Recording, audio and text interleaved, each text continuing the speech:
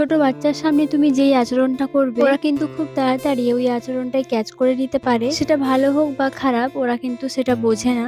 আজ আমি সারাদিনটা আমার কুচুমার সাথে কাটালাম। বাবার বাড়ি গিয়ে দেখলাম ওর আচরণে এখনো অনেক বদল এসেছে।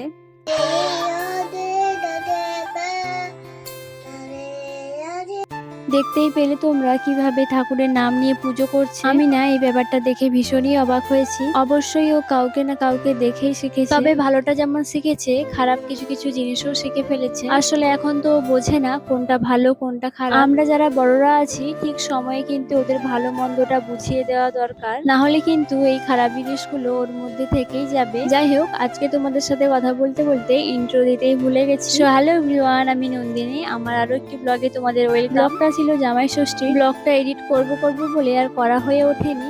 সকাল থেকে মা, বড় মা আর কাকিমাদের যে শাড়িগুলো নিয়ে গিয়েছিলাম ওগুলো পরার জন্য অনেক জোরাজুরি করছিলাম আমি আর আমার বোন মিলে, কিন্তু ওরা কিছুতেই পরবে না আর লাস্ট পর্যন্ত পরলেও না। জামাই ষষ্ঠী মানেই তো শুধু খাওয়া দাওয়া। সকাল থেকে জোর কদমে চলছিল রান্না বান্না।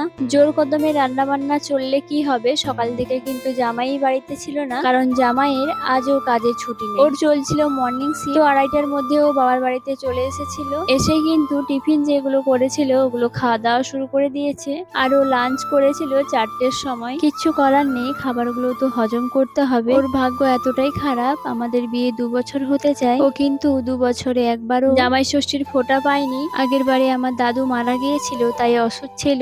এবছরেও কিছু কারণের জন্য ও ফোঁটা পায়নি। যতই জমিয়ে খাওয়া দাওয়া হোক না কেন, জামাই ষষ্ঠীতে যদি ফোঁটাটা না দেওয়া হয় তাহলে কিন্তু জামাই ষষ্ঠীটা জামাই ষষ্ঠী বলে মনে হয় না। তোমরা কি বলো?